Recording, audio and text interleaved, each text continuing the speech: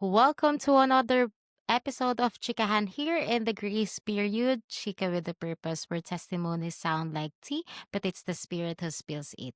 So, for the part two of our Christmas special, I've invited another RM who served outside the Philippines. And this one, um, naging kaibigan ko siya sa MIR.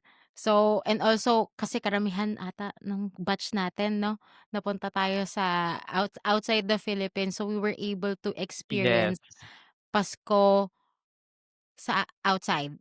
Okay, so let yes. me introduce to you to Sed. Sed, hello, introduce to yourself with the Hello. madla. Yes, I'm Zed. Yeah. Batang MIR din katulad ni Kina, no? When I was there, I was studying at FEU. Actually, talagang sobrang tagal ko sa MIR. 13 years ako doon, 'di What? ba? 'Di ba alam mo ba 'yun? Hindi, Kasi tapos ka na, naka-4 lang tapos ako dun, eh. nag-MIR pa din ako, eh. Ako talagang sinulit ko talaga. Kasi nga 'di ba, I've been shifting courses. So, it's been, Hmm. a long time. So, I studied at FEU, nag-umpisa ako sa IT, tapos natapos ako sa psychology, yan. Napakalapit 'no? Yes, grabe 'no yung pinagdaanan na process. Nag-serve ako sa New York. Saan ka nag-serve? Los Angeles. Nakalimutan mo. So, Ay coast to oo nga, coast. LA. Coast to Mm. coast pala tayo. Oo. Actually maganda yun 'di ba, parang makikita talaga natin kaibahan. Tapos I married my wife for, 2 magti-3 years na sa December. So 2 and, 11 months, yan.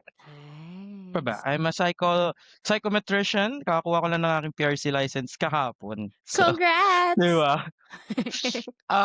Kakapasa ko lang ng board exam tapos, currently I'm teaching sa college. So, teaching psychology, teaching abnormal psychology. So, inaaral namin mga mental disorders, experimental psych, industrial psychology, um, physiological, biological psychology.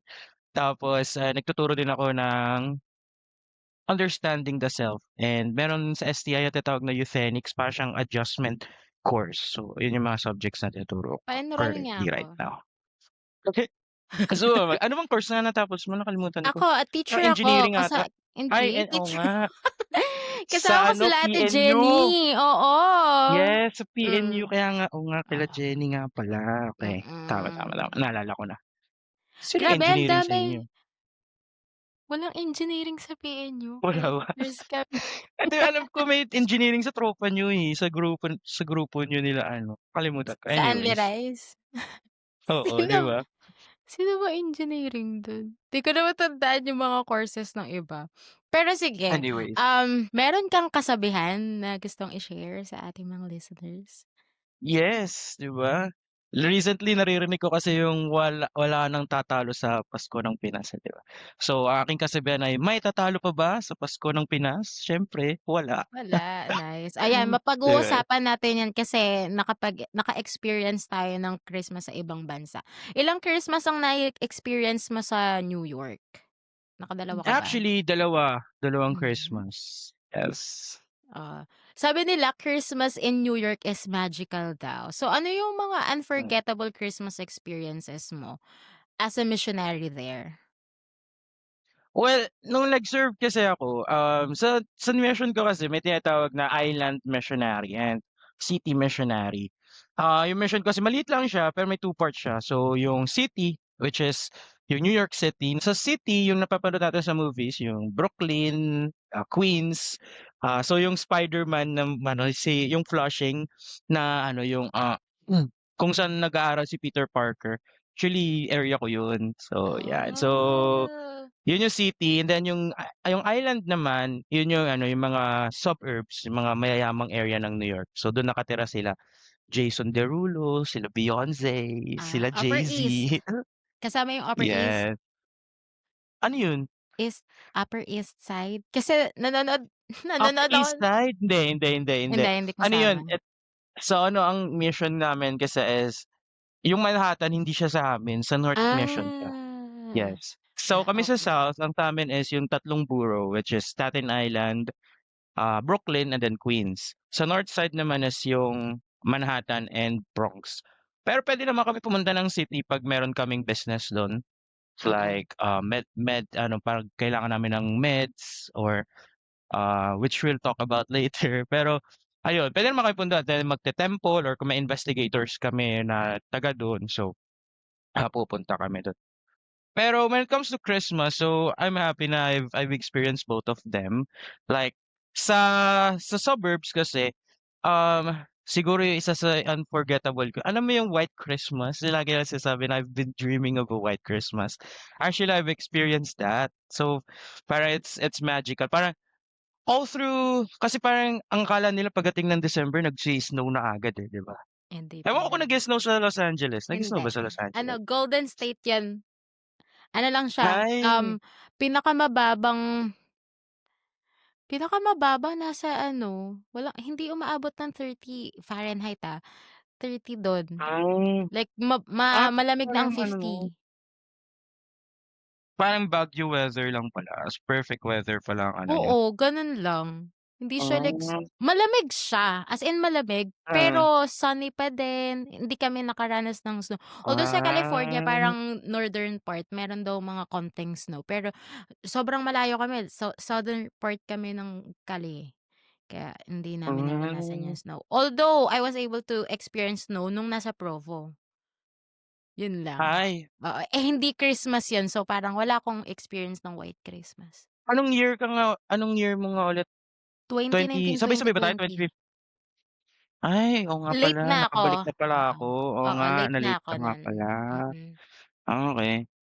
Pero kasi nung nandun ako sa Provo, dry yung ano, yung tawag nito, dry yung winter. Ibig sabihin wala silang snow. So, na-experience ko Ah, talaga yung snow nung nandun ako sa New York. Pero ah, anyways, yun nga, so 1 whole month hindi siya nag-i-snow ta's yung companion ko parang sinasabi niya na ano, na, "It's your first Christmas here in the mission. I hope you experience a white Christmas." Parang ganyan. So, parang sabi ko, "Ano ba yung white Christmas?" Yung ano daw, yung habang Christmas nag-i-snow nag-snow. tsaka nagda-drop yung first snow, parang gano'n siya. Tapos luckily doon ano siya, hindi lang siya snow, as in nag-blizzard talaga. So, naka-snowed in kami. So, sa'min Mm, kasi meron kaming snow day, parang snow day, snowed in. Ibig sabihin nung bawal kami lumabas kasi nga may blizzard. mm. So, noon Christmas time nagbi-blizzard. So, dun kami sa bahay. Hot So, yun choco lang. lang, Tapos gano'n. hot By the choco lang, may fire. choco, yes. Mm. Walang fire pero Walang by ano, fire, by the window.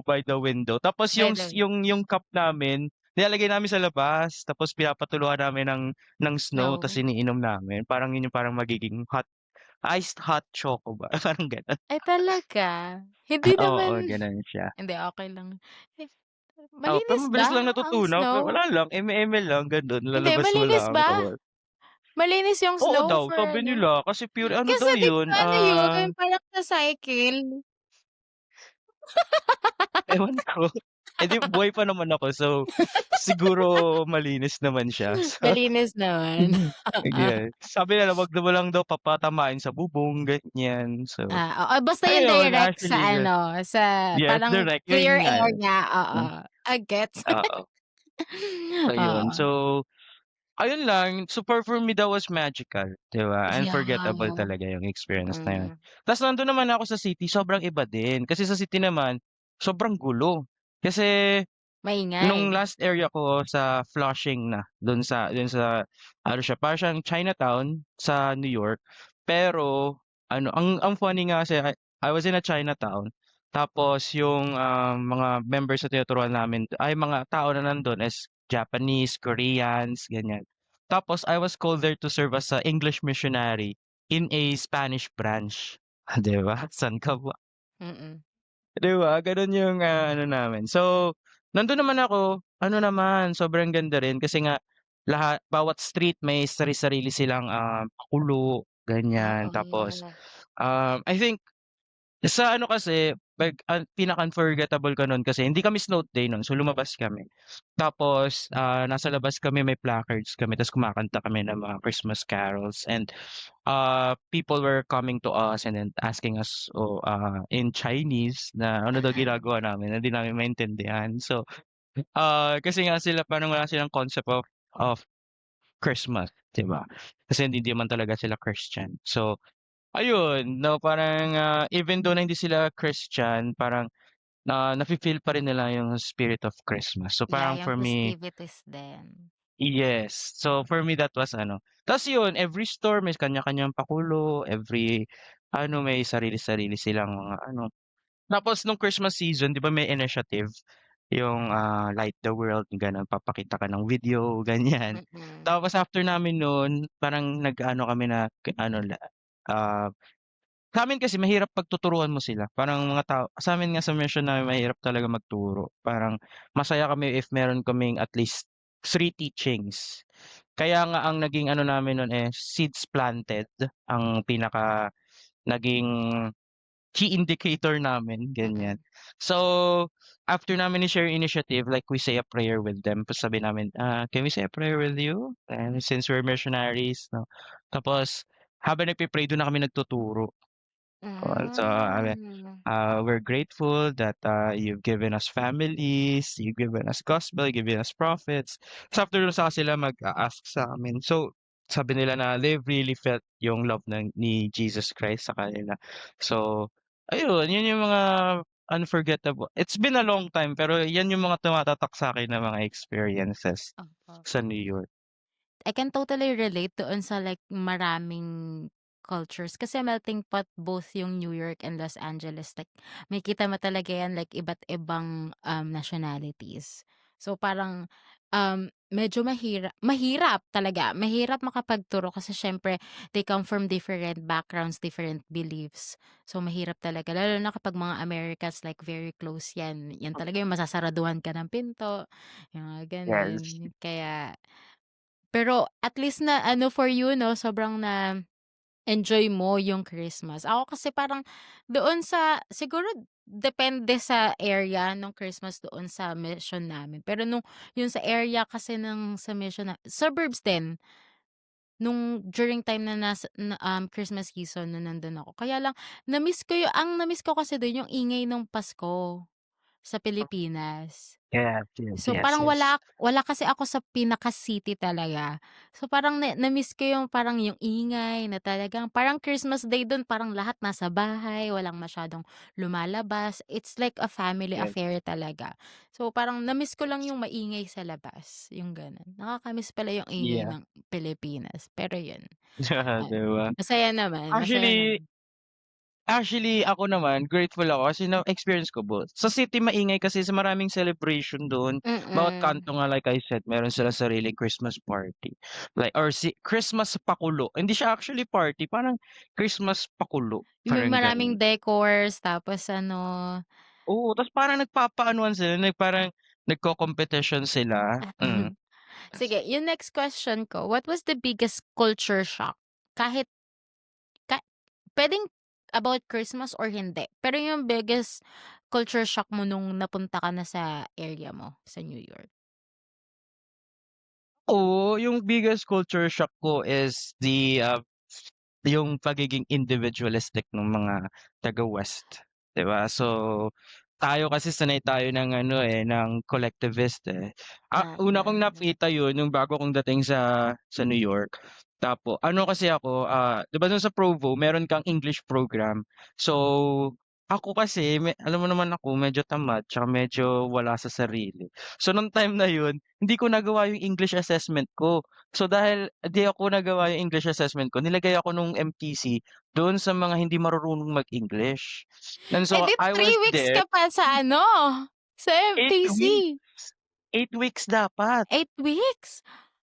Yes, ta's ang mga kasama ko dun sa MTC yung alam mo yung ano sila, di talaga sila marunong mag-English like hi, hello lang gano'n. Hi, hello ta's yung isa kong companion, hi, hello, I love you lang alam niya.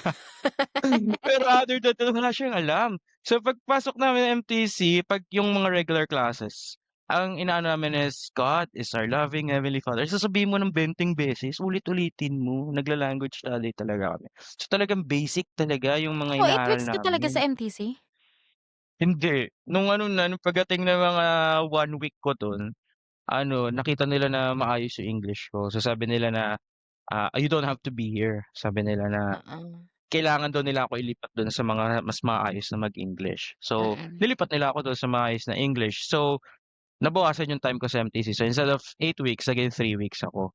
And Wow. so, kaya dumating ako sa New York, mid na ng transfer, nag-umpisa na yung transfer. So, gano'n siya, Ikaw 'di lang ba? mag-isa? Wala kang Oo, kasabay? ako lang mag-isa, pero maganda dun solo ko yung mission president ko. As in talagang Ah, nakapag-bonding kami. Eh, oh, ako madaldal, nice. nagustuhan ako niya ta's sabi niya, ano, "Where do you want to eat?" Sabi ko, "Is there a Filipino place?" Because I've missed Filipino food. Kasi nga dun sa Provo, 'di ba, aminin naman natin sa hindi talaga masarap yung pagkain dun. True. Sa umpisa, oo, siguro sa umpisa masarap, pero Uy, wait pagka alam lang. mo yun, pagka May naisip ako, parang may naalala ko ah, pagdating sa food, naalala ko yun 'di ba lahat kami doon sa klase, yung mga maayos na mag-English, may mga taga mm, Honduras, may taga, Brazil, kung saan-saan. Siyempre hindi tayo sanay doon sa pagkain. May mga mm. time talaga na yun na yung mga klase namin may mga nawawalang tao kasi kailangan nila mag-CR. Kasi Yes, yes, yes, yes. nag-a-adjust yung ano, Yung yung tiyan tiyan nila, natin dun sa ano, sa food. oo. Wala lang Actually ako naisip ko lang. ano ako, nagka-stomach flu ako dun ng 4 na araw, oo. Nung Kasi 'di ba alam mo ano yung mo, culture shock 'yan. Na-shock yung ano kasi mo, alam mo tum yung kaway ko. Kasi alam mo yun dun sa dulo 'di ba meron dun na parang may kanin ta's may ulap, oo, mm. 'di ba? Yun pala, yun yung mga ano, mga ewan ko kung mga tira-tira tapos niluto nila ulit. Tapos nalagyan ng stew? Yes, ginagawa nilang Oh my stew. So, parang God. ako kasi mahina yung tiyan ko, mahina yung tolerance ng tiyan ko. So, ewan ko kung dahil dun, pero kasi meron Oh, nung time na yun may amoy na, pero dahil alam mo yun, kailangan mong kumain kanin, ganyan. eh. So, ayun, Pinoy ka, eh, kanin, eh. yes, yun talaga hanapin mo, eh, puro pa naman pasta, pizza, Oo, burger, 'di ba? So, umpisa masarap, salad. parang alam mo, "Oh, yes, pizza, burger, di natin 'to nakakain sa Pinas, mahal 'to sa Pilipinas kaya kahit kain-kain," ganyan. Pero pagdating mo ng mga pangatlong araw parang ayaw mo ng kainin. So, ayun nagka-stomach flu ako ta's after nun 'di na talaga ta's yung alam mo yung unli na drinks, yung parang halu-haluin mo lahat ng mga soft Oo, drinks tapos oo. unli choco Baka naman milk. kasi sinigi-sige mo yung ano, yung concoction mo diyan. Kasi feel ko nga rin gano'n. Pero yun nga, yun yung una kong ano, yun yung ano ba yan nag-ano na tayo, Napunta lumipad tayo sa na ating food. ano, punta tayo sa pagkain. Pero yun ang una kong experience sa individualistic nila na 'di ba pagdating ko ng mid-transfer, so since nga mid-transfer may appointment sila. Tapos sabi nila bago kayo pumunta ng appointment kumain muna tayo. Tapos ako nun siyempre bagong dating ako, so wala pa akong pera nun, wala pa ako nung, yung card, Yung 'di ba? card, So, sabi nila, "Sige kain tayo." Ngayon, bumili na sila ng pagkain, tapos ako wala akong pagkain. As in nakatingin akong ganyan. So sabi ko sa'tin kasi 'di ba pag hinahayaan kumain ibig sabihin sagot kita, ako bahala sa'yo, ganyan. yeah. Tapos nung ano na, sabi nila, "Oh, you don't have food?" Sabi nila. Yes, I'm okay. I don't have money yet, sabi ko. Okey, I got you, I got you. Saka lang nila na-realize na alam mo yun, na may kasama ka na hindi kumakain, so I got you, parang ganyan. So parang dun ko nakita, ay iba palang mga ugali nitong mga 'to, parang hindi pala ano. So Hindi ngayon nung katulad sa atin. pagkuha ko ng pera kain kami, libre ko sila.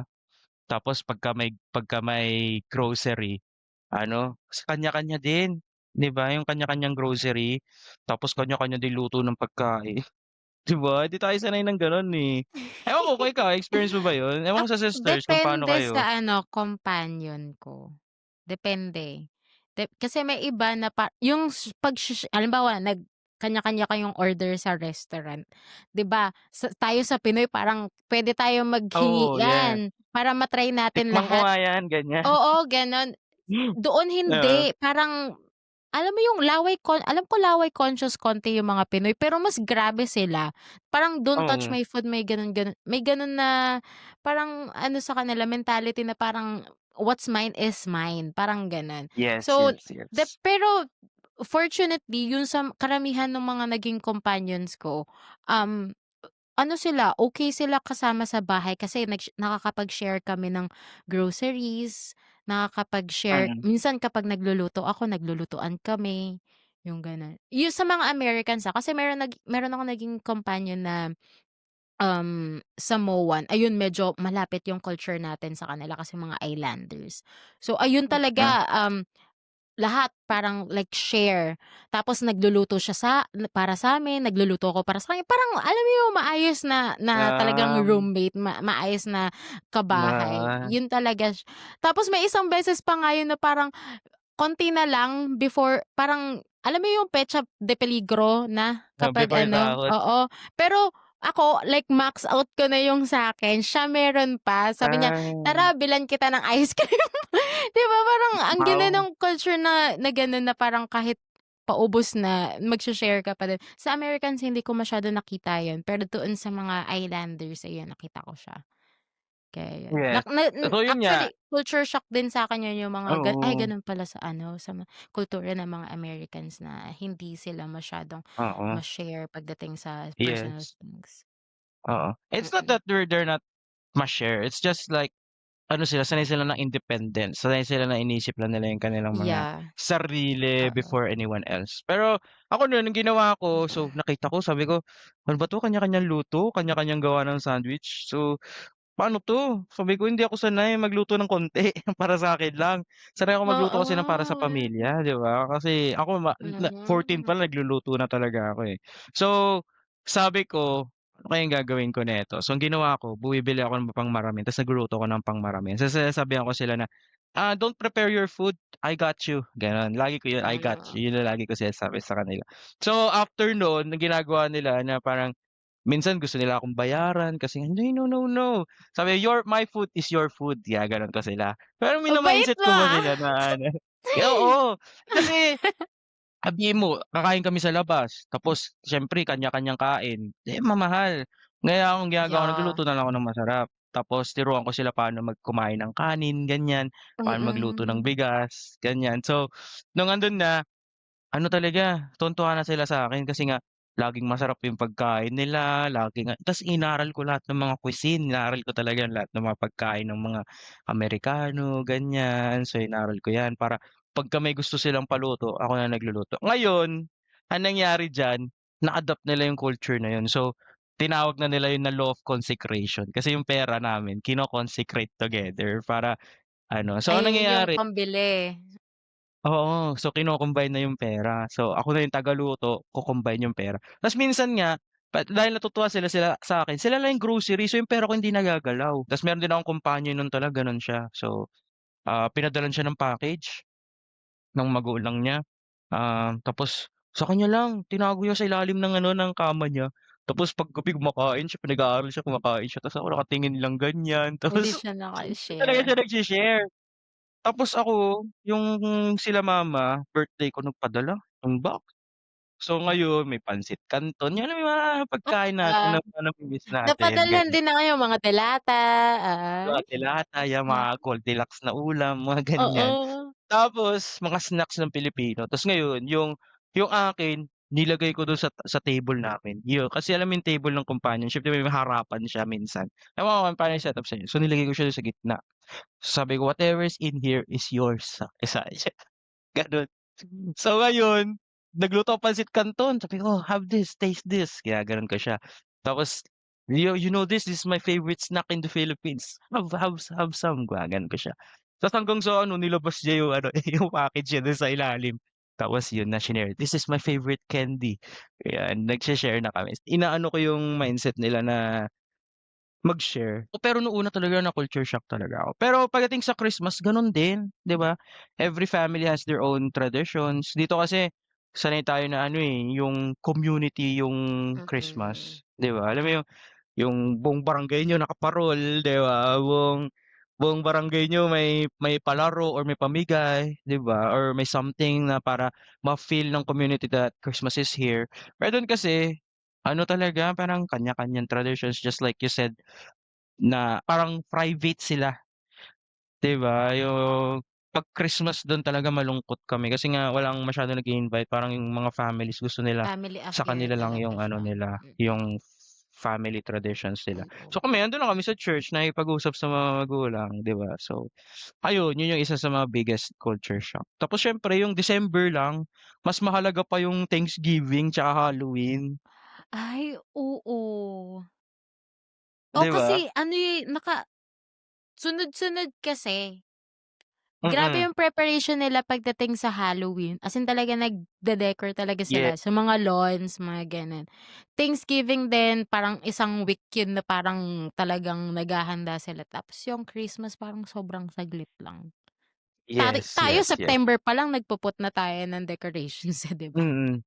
Tsaka Ta's New Year nagka-countdown din 'yan, tayo, yung New eh. Year medyo ano sila sa New Year din, parang medyo ano rin yung celebration nila O pagdating sa yun New Year. pa, oo.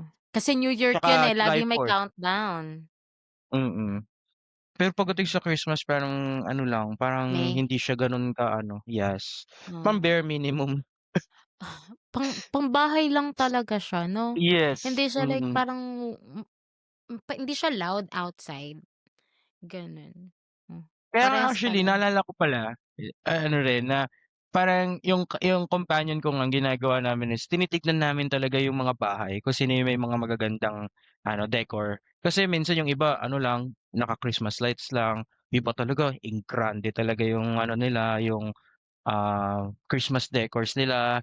Tapos siyempre 'pag may parol namang Pinoy, gano'n. Oo, Pero alam mo yun, parang makikita mo rin talaga na every family has their own, private and their own way of celebrating their Christmas. And so mm. some family might celebrate it as big and grandiose or talagang ano, pero may iba naman na ano lang, may celebrate lang, masabi lang niya na Christmas, gano'n. So ayun, yun yung isa sa mga na culture shock sa'kin pagdating sa Mm. kaya wala talagang tatalo sa Pasko ng Pinas, 'di ba? True, yeah. Na-mention mo na, yung families they have their own traditions nga. Ikaw, you've started recently kasi mga 3 years, magti-3 years ba Mm. kayo? Yun, parang ano yung naging or parang plan na gawin yung as husband and wife sa family ninyo na Christmas tradition? Ano yung mga naumpisahan niyo na or plan yung umpisahan? Um, Actually kami kasi meron naming tradisyon sa Barola na ewan ko kung sasabihin ko ba 'to, pero anyways, ang tradisyon namin sa Barola kasi is like Christmas sa kanila, then New Year's dun sa, Christmas sa father side, New Year's sa mother side. Hmm, Pero nung nawala yung lolo ko sa father side, medyo nag-stop yung gathering sa Barola, which is sa father side. So, ang regular namin na nangyari is the New Year's with our, mother side. Pero yung, father side, hindi na siya masyadong nangyayari. So, kami ng wife ko, tina-try namin na mag-celebrate with her family na lang, gano'n. So, ah, tapos sa kanila since hindi nga sila members ano, iba yung ano ng Christmas nila. So, parang sa'tin kasi mostly parang ano, may program, ganyan, may, tawag dun, may spiritual thought, may parang remembrance, family home evening pero Christmas special, mm. yes, parang gano'n. Sa kanila kasi kain lang, kain, kantahan, inuman, Tas laro, mga kuwento-kuwento gano'n kasi lang, minsanan lang. kuwentuhan. Mhm. Yes, so parang gano'n yung ano, sa'tin kasi mostly spiritual. Pero pagdating sa tradisyon, kami siguro ng asawa ko, something na we would like is to celebrate Christmas somewhere else, like kaming dalawa lang. So, Ah, ewan ko kung ano, pero parang balak namin mag-out of the country during Christmas. So, yan yung isang tradisyon na puwede naming gusto namin, pero ewan ko, medyo malayo pa siguro yun. Pero ngayon mm. kasi yun yung medyo nagiging tradisyon namin. Dun kami sa kanila, then New Sa Year families. sa ano, Ganyan din kami. Parang merong, sige sa family ko ano, Christmas tapos sa kanila New Year, gano'n. mm, Oo, kasi kailangan mong puntahan, eh, family gatherings yun, eh. That's the only time na you can really, get together 'no ba, yung connect ka talaga sa mga relatives. So, talagang we try as much as possible na talagang mag-attend sa mga gano'ng gatherings kasi mm, Filipino culture talaga family. yes. 'Yan. Pero wala naman kami siguro nagiging conflict pagdating kasi both of us are family oriented, yun No, nga. And nice. so wala, 'pag andun siya sa amin, 'di ba, if, um, nagpapakitang gilas siya 'pag andun ako sa kanila, ako din naman pakitang gilas, yung gano'n. So, I don't I don't like make her feel na dahil nandito ako sa bahay ninyo is ano, Ikaw bare minimum bahala, lang oo. papakita yan, Tama, ikaw bahala oo, diyan, ganyan. yan, So, that's din nice, ako oo. nagluluto din ako, makulit din ako sa Mm, games, ganyan. mm, So, mm. 'pag gano'n din siya doon sa amin nakiki-participate din siya. So, alam mo yun parang, adjusting is ano, pero dapat you have to compromise ba sa isa't isa pagdating sa mga traditions. Kasi nga some of those traditions hindi ka talaga sanay, eh. Ako hindi ako sanay na walang ano, sabi ko nung una nga, sabi ko nga sa kanya, "Wala ba kayong ano, Christmas message or something man lang, wala ba tayong Kasi nga papanoorin, growing makakasalaman up natin si ayun na yung Kristo?" nalakihan Oo. mo, eh. Yes. So sabi ko, "Wala ba Mm. tayo, di ba natin alalahanin si Kristo, eh, para kay Kristo nga 'to."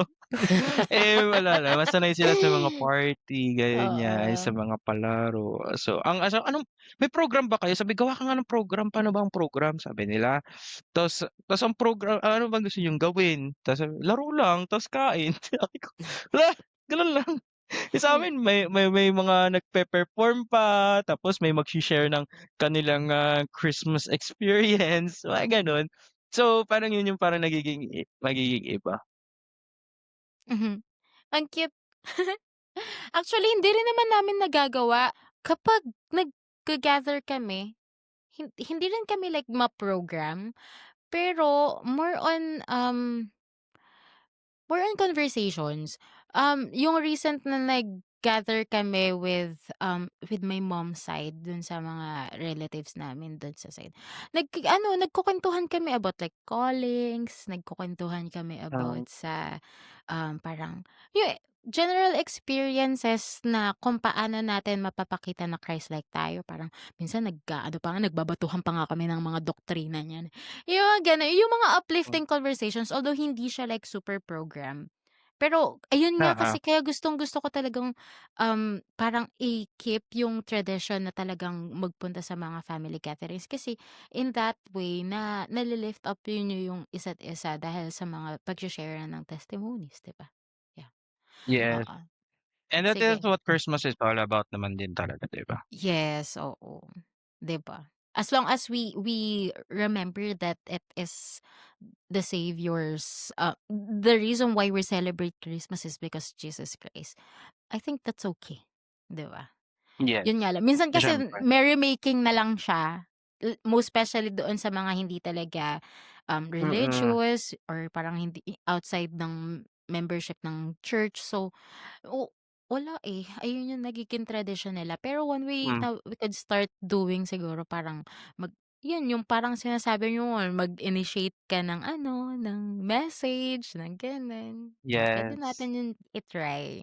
Most especially kapag families daw. Hindi, kasi minsan 'di ba parang nakaka-pressure din 'pag magpapasko na, anong gagawin natin, ano kailangan nating preparations it's parang easier to think is how can we focus on Christ this Christmas, parang gano'n. Instead of the festivities that we have to think Mm. about. So, yun lang naalala ko lang based on what you're Oo. Ang talking about. naisip ko kasi diyan na you're preparing the festivities so that you can create conversations about Christ. Parang yun na lang naisip ko, eh. Kasi hindi mo matatanggal sa Filipino culture yung ano, eh, di lagyan natin ng Yes, gospel na culture maghanda. yung ano, yung kaya yun. Kaya kailangan mag-talk about Christ pa din during these times. Like, most especially during this time because we are Yes, celebrating His birth. Sige, punta tama. tayo doon sa extensive experience mo sa college. So, you mentioned na from IT napunta ka sa psychology, um, and you also mentioned pahaging kanina parang, yung sa meds na you have to go to city pa. Puwede mo i-explain sa'kin paano yung naging thought process or parang may nangyari ba sa mission why you decided to, pursue psychology, mga gano'n? Yes. Sige, so umpisahan natin din sa life ko, 'di ba, IT kasi nag-IT ako before kasi sabi nila magaling ako sa computer, mahilig ako sa mga video games. So akala nila in-connect yun doon. Pero kasi ewan ko, not that I'm self-diagnosing myself, pero feel ko may ADHD ako, so I cannot really sit long and, parang I cannot sit in Ah. front of a computer for a long, long time kasi nga sobrang baba ng attention span ko and I cannot concentrate. And, during that time, I really didn't have the idea that time pa. Siyempre nga medyo bata pa tayo nun. So hindi ako nag-aaral ng mabuti. So, nagbubulak-bulak ako and then my parents were like, "Ano ba yan, sinasayang mo yung pera na pampaaral sa'yo." And then during that time then, to be honest, it was my grandparents who were helping me for my schooling. So parang sinasabi nila, "Hindi ka ba nahihiya sa mga lolo't lola mo, matatanda na sila." Parang 'di na nga dapat nila ako tinutulungan na magpaaral sa'yo pero dahil mahal ka nila, gusto ka nilang pag-aralin, makakuha ng magandang education, parang gano'ng mga bagay 'no. Pero ako hindi ko talaga nakita yung importance nung time na yun. And I feel like hindi ko siya nakita yung importance kasi hindi ko talaga siya gusto, parang hindi talaga siya para sa'kin.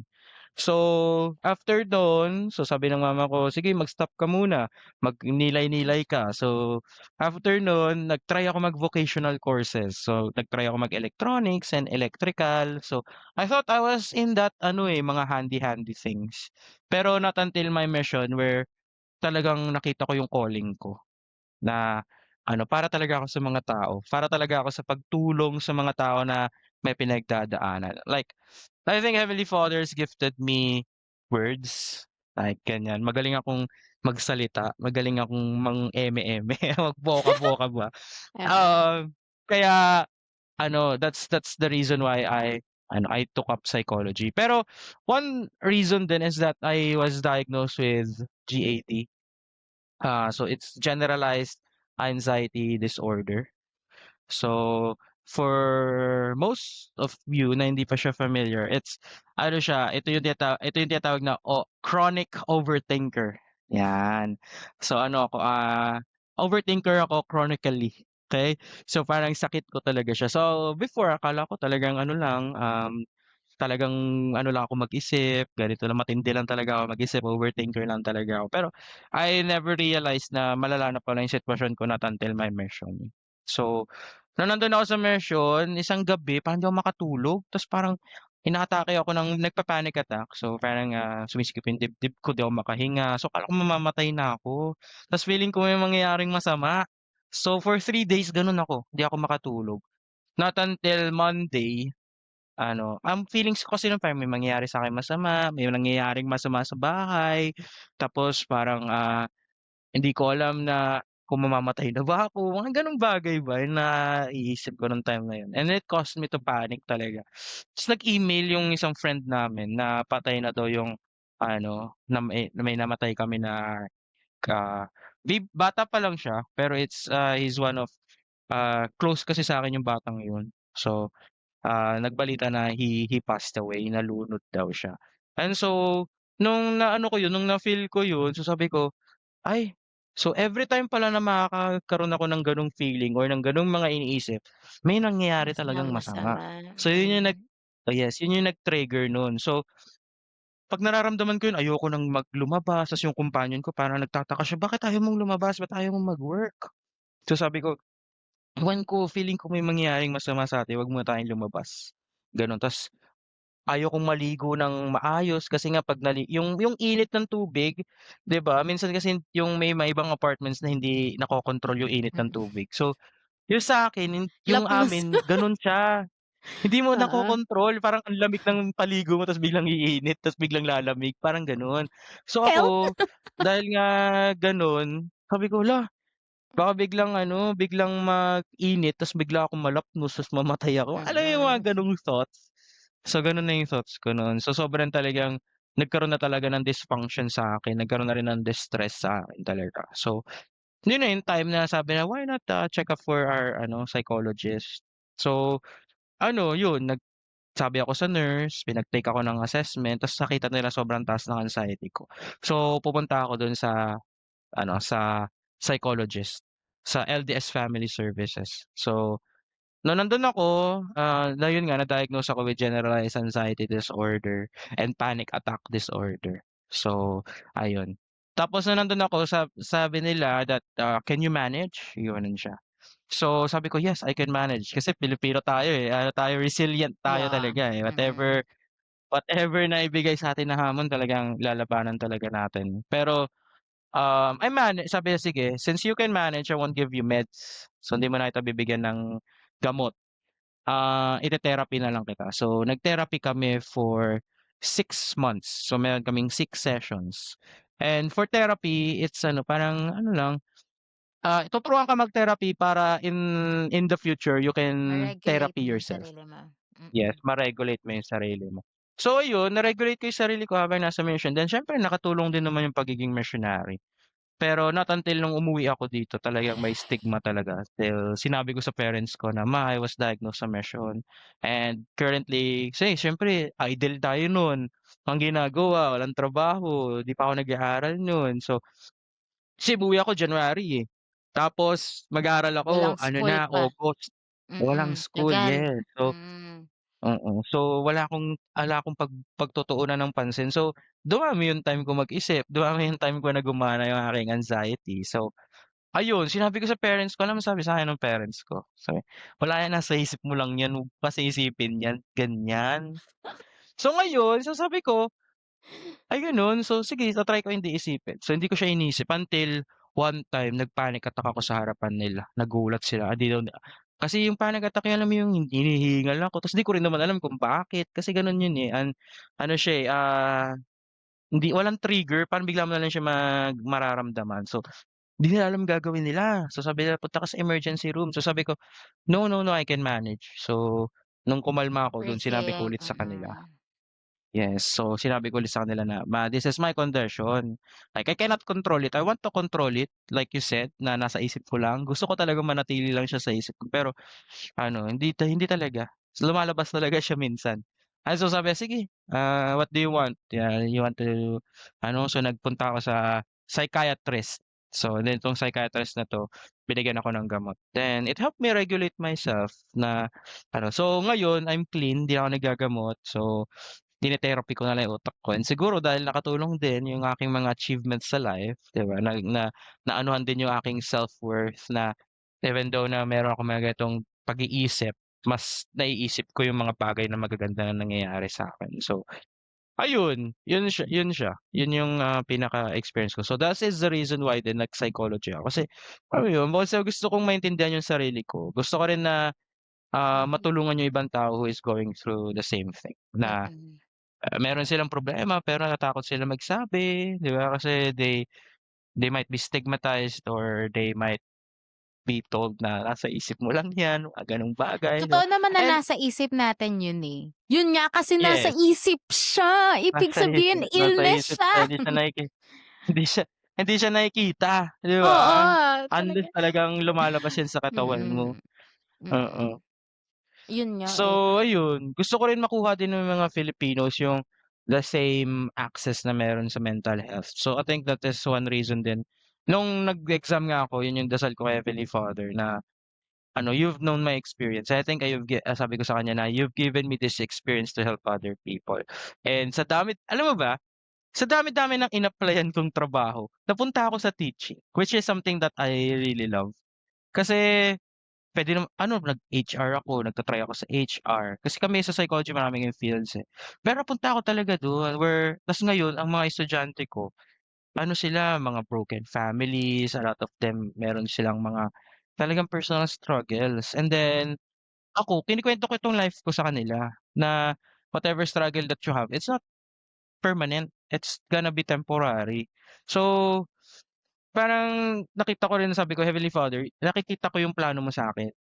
Kaya ibigay mo sa'kin 'tong ano na 'to, 'tong lisensya na 'to para 'pag after nito, kukunin ko rin yung isang lisensya tapos, ano, alam mo naman yung desire ko is tumulong lang din tsaka ito rin naman talaga yung pinaka-reason kung ba't ko 'to ginawa in the first place. So, I would give it back to you." So, alam mo yun, parang nung natapos nga ako ng board exam at peace talaga ako. So, ayun lang, yun lang yung ano, kasi ako anxious ako, eh, pero bakit nung time na yun, sobrang at peace ako. Parang okey lang na bumagsak ako Ah, pero kasi alam ko kung you did kanino your talaga ako best, nagtiwala during that time, yes. yeah, and you have faith. Ang nice. Actually, ewan ko kung napakinggan mo in my previous episodes or hindi ko explicitly nasabi yung diagnose sa'kin. Pero sa mission din kasi na-diagnose din ako ng GAD. Tapos Ah, nung umuwi ako dito kaya sobrang nakaka-relate ako dun sa experience mo kasi nung umuwi din ako dito sa mission, pandemic. Kaya yes. talagang na-diagnose ako ng major depressive at saka ng panic. Ah, Kaya talagang dun ako nag-start ng mag-med sa mission, hindi tinry ko na talagang sige psychotherapy muna tayo, yung gano'n. So, kaya sobrang felt ko yung ano, actually naisip ko din yun nung parang pauwi ako sa mission kasi yung therapist ko or yung psychologist na naghe-help sa'kin sa mission, lit major siya. So, literature major siya, kapareha ko nung sa undergrad. Pero yung nag-master siya ng psychology para makapag-work mhm, sa church, ma-help yung mga missionaries na struggling with mental health.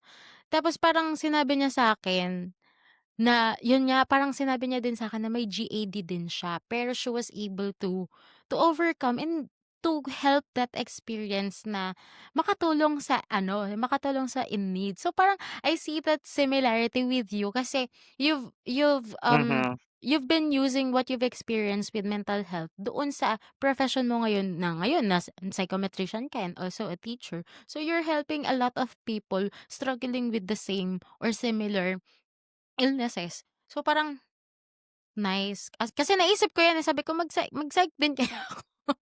Gayahin ko yung therapist naman, ko. Kaya lang sabi ko parang hindi ko kaya. Kasi si ate yung nag-psych. Parang from English major nag-psych siya. Sabi ko, "Sige siya na lang." mm, Kasi parang feeling ko hindi ko rin kakayanin kapag clinical psych. Parang feeling ko magbe-breakdown ako kapag magsabi na sila sa'kin ng ano, parang hindi ko kaya siyang i-compartmentalize na parang kasi ako as my personality or kasama rin siguro sa dahil sa may GAD ako na, baka maisip ko lalo kung ano yung nangyayari sa kanila. So, parang sabi nung ate ko since she's studying developmental psychology. Bago ka mag-decide na if you want to pursue clinical, tingnan mo muna yung sarili mo if you're ready. Parang gano'n yung sinabi niya sa'kin, sabi ko, "Sige, 'wag na lang muna." Pero I still want to like work in psychology like maybe in the far distant future kasi nakita ko kung gaano siya kaimportante, 'yun. And also dun din sa experience ko. Ngayon parang dati kasi parang medyo closeted ako, hindi ko masyado sinasabi na parang may ganito akong condition. Pero ngayon parang I try to like open the doors para din yung experience ko malaman ng iba na it's okay to go to a psychiatrist, hindi ka baliw, na kaya mo 'yan, merong resources ang Diyos na inilatag para sa'yo, gano'n. Pero may mga times na alam mo 'yun, mapapangunahan ka pa din ng anxiety mo. Pero you have to like push through kasi walang mangyayari kapag ini-stay lang natin siya sa mind natin. Kailangan natin mag-work. Kasi yes, nagwo-work talaga ang kaaway ng mga may GAD ay talaga yung idle time. Kasi, yes, yung utak mo ay laging gumagana talaga, yeah. Ayan yung mga oo, nagkaka-insomnia tayo, kakaisip, kasi kahit wala namang near death threats, mga yes, gano'n. Pero yun, yes, sobrang felt ko it's nun.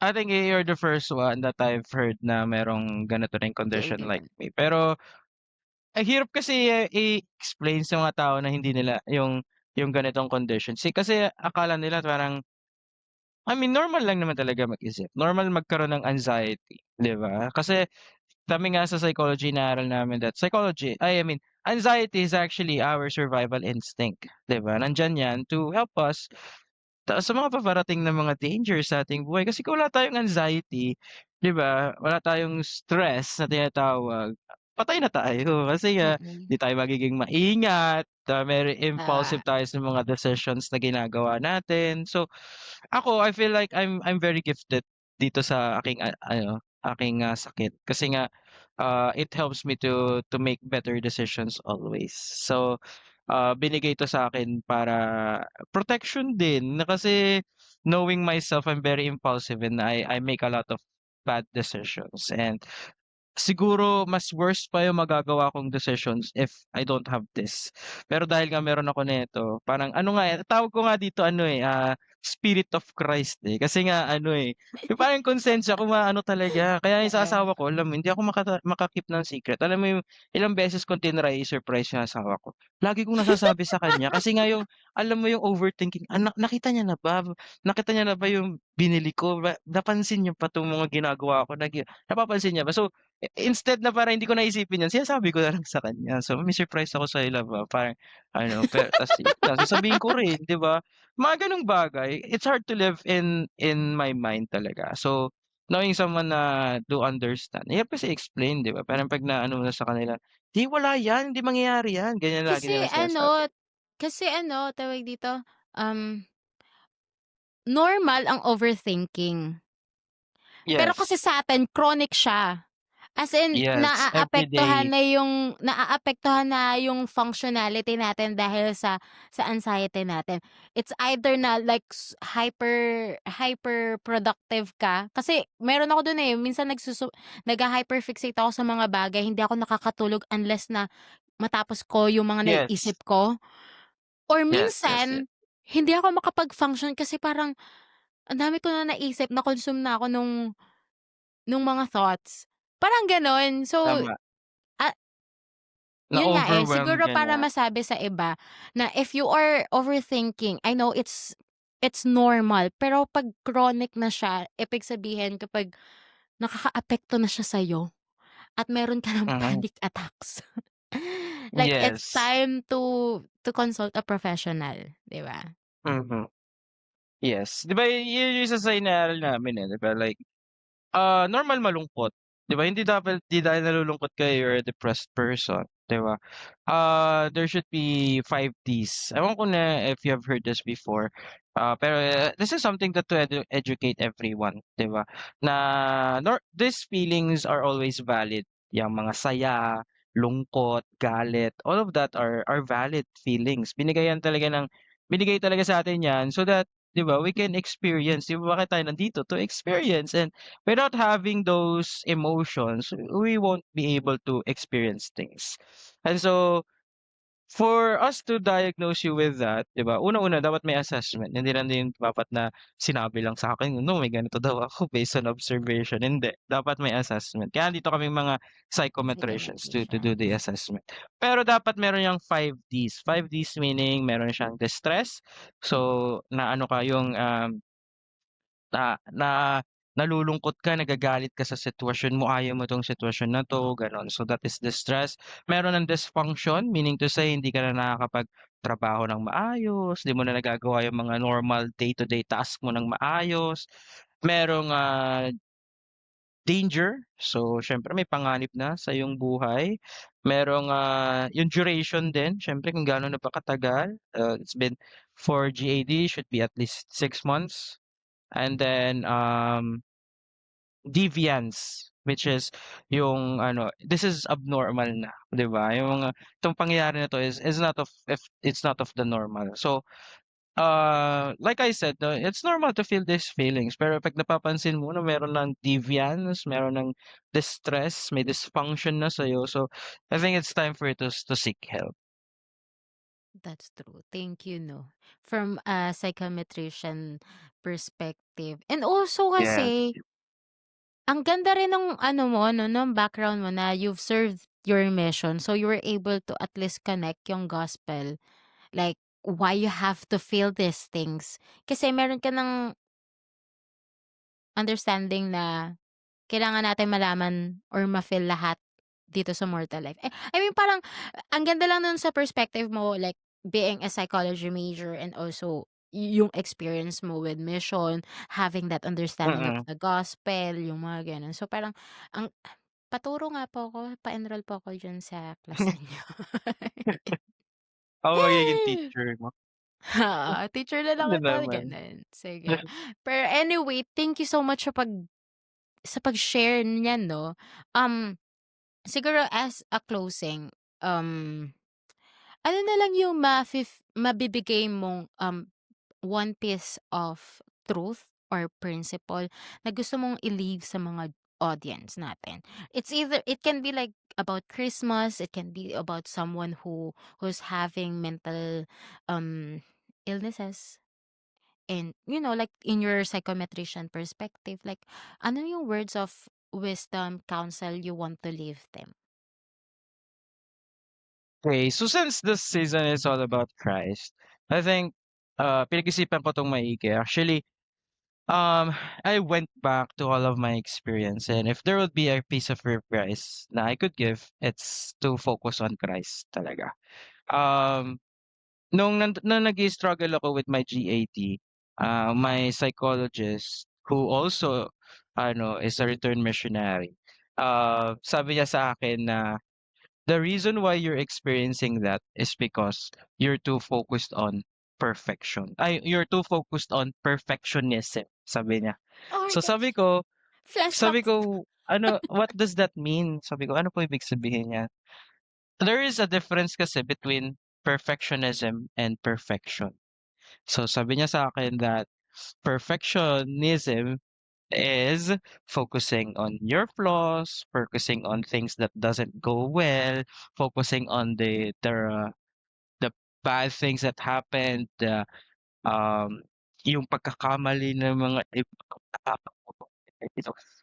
So, by thinking that or focusing on yourself, focusing on those flaws and everything else, that gives you a lot of anxiety, 'di ba?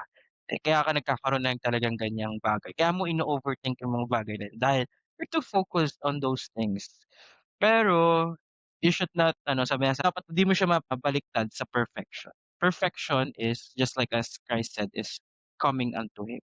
'Di ba, coming to Jesus Christ. And when we come to Jesus Christ, ano ba 'yun, 'di ba, we focus on our strengths, 'di ba? We focus on things that, we can control, 'di ba? We focus on faith, we focus on repenting, which is changing, 'di ba? We focus on, the ordinances, 'di ba? Then we focus on doing good to other people.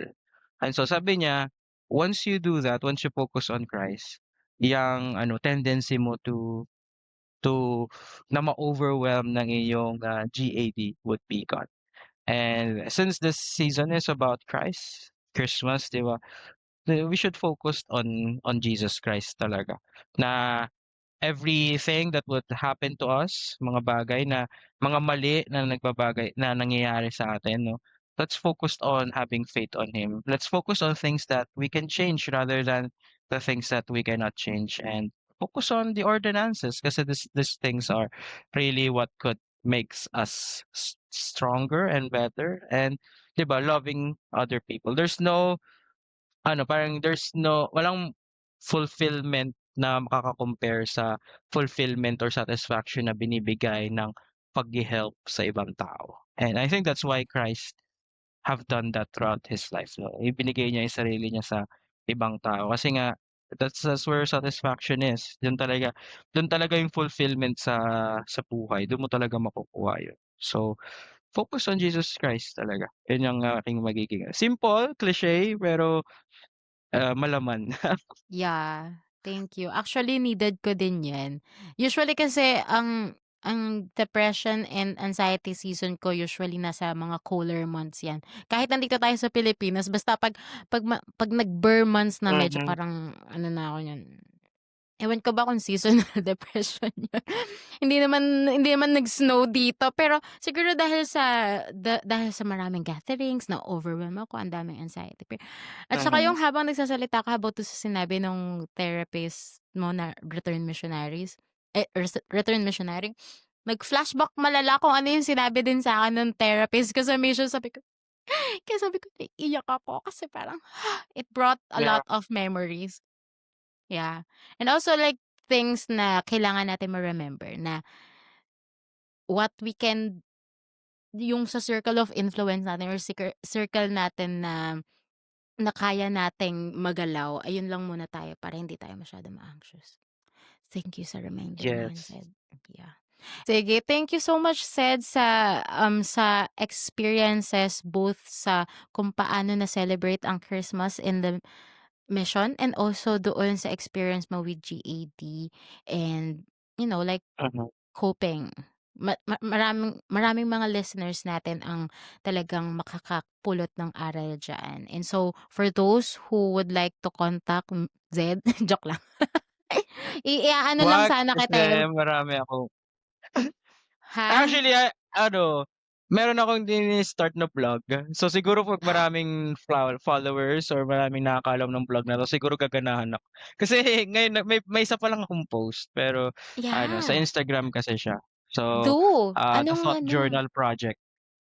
Project Okay. Thought Journal. So, ano siya, 'di ba tayo sa GAD tinuruan tayo, isang therapist, the cognitive behavioral therapy, which is the thought journal, which is 'di ba yung kung ano yung what is it that you're thinking, 'di ba? You try to um isipin mo yung kabaliktaran nun, okey, ta's yun siya. So, that will affect your behavior. So, currently right now, so yun yung ginagawa ko, nagsusulat ako pero hindi ko pa siya napo-post. So, actually Mm. nga naano ako sa'yo, eh, kasi nga may mga ganito kang bagay na in your own terms na nagagawa mo 'tong mga bagay na to help other people. So, ako din gusto ko rin kaso ano lang, busy tapos Go. minsan talaga. So, feel ko pagka maraming tao na nag-aabang at naghihintay ng aking ano, so baka ganahan ako mag-post. Pero ayun lang siya, yun lang, Thought Journal Project. So, you So, can search that Instagram. sa Instagram. Thought Mm. Journal Project sa Ah, Instagram. nag-ano pa, Yeah. plug pa. Oo, 'di go lang 'yan kasi we Oo. celebrate people who are doing good in this platform. Actually, the reason also I started this podcast is kasi anxious ako. Kaya Yes, talagang gusto ako ko lang din. i-put out there yung thoughts. So, kaya nakikipag-usap na lang ako It's a with way for spiritual you to, things. malabas mo yung iyong mga thoughts. Yeah, yun. Pero thank you so much. Please follow si Sed sa Thought Journal Project sa IG. Sige. Anyway, thank you, Sed. Yes. Thank you everyone for listening. If you have a story to share na katulad nung kay Zed about his mental health challenges during his mission, please message us sa the Grace Period podcast so that you can also be a guest here. Ayun. And also, if today's episode spoke to you, please help us reach more followers, listeners by following the podcast on Spotify, Instagram, YouTube, and Facebook at the Grace Period Chica with a Purpose. Thank you everyone for joining us today. Stay faithful, stay soft, and stay in grace. Bye!